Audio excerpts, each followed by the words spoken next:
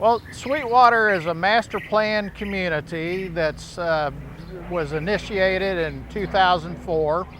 It covers a little over 2,000 acres and will ultimately have 16 to 1,700 single-family residential lots and a small portion of commercial lots that are actually out on the highway frontage. We are in limestone country, and we have varying degrees of layers of limestone that range from those that are easily rippable to those that are impossible to dig. So we have a variety of design challenges for all of our underground utilities. Well, the topography out here with the peaks and valleys is definitely a challenge whenever you're dealing with the wastewater system. And some of the head conditions are a little bit higher than your normal wastewater pumps have the ability to pump.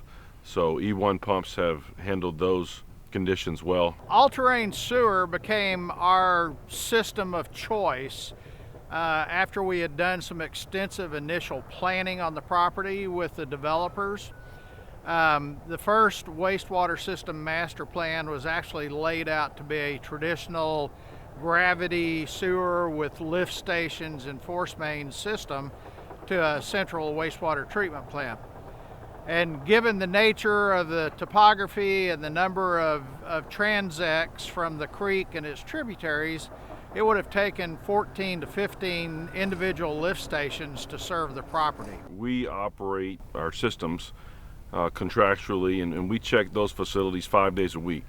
So where I have one employee out here today that checks the wastewater plant and one main lift station, I would probably need another guy just to check 14 other lift stations each day, 5 days a week. So it would impact us significantly. We decided that we needed to look at some alternatives and did a plan that laid it out doing all-terrain sewer for the entire project.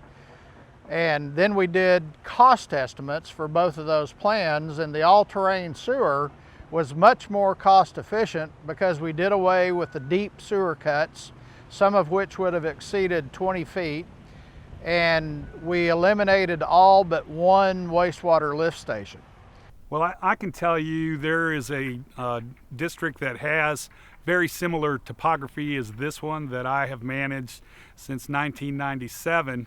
It was decided at the beginning of the project to allow builders to have a choice, and the engineers selected 3 different types of pumps. Over the years, we have had some issues, and about 8 months ago, the board decided that they had had enough with that, and the ruling now is that only E1s are allowed to be put in because they do work well, the service is impeccable, and they're able to push up on greater head better than the other pumps that were originally spec'd for that system.